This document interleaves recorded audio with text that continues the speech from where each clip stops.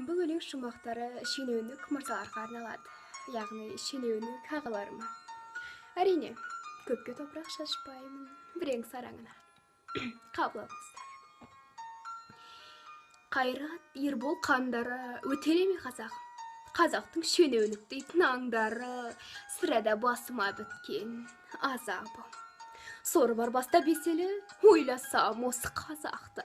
Жинайтын күнде бір келі, шенеунік тағдырымыз біздің мазақ па? Ринаттың айтқан сөздері, білемін батты жаныңа.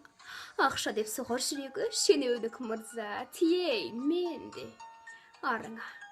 Жүректен шыққан сөздерді көрсетпей жұртқа жоясың.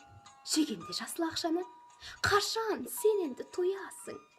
Жаттанды айтып сөздерді, сыйқырсып көзді боярсың. Мөлейтпей қара көздерді, жымқырмай енді ақшаны мүмкін болса қоярсың. Жылқы артынан мал таппай, үйрен қазақ тіліңді. Тамақ жеп қана құр жатпай, көбейт басыңдағы білімді. Ішіңдегі майыңа шенеунігім сен батпай, көмектес жетім жесірге. Қазақ дейтін тіліңді шенеунік мырза сен сатпай, тегіңді арғы бабаңды түсірші қане есіңе. Айта берсем жетерлік, бітпейтін толған қателік. Уақытымды саған сарп етпей, осымен түйінетерлік. Ақшаны жеп ап қашудан алынбас бұзар қамалым.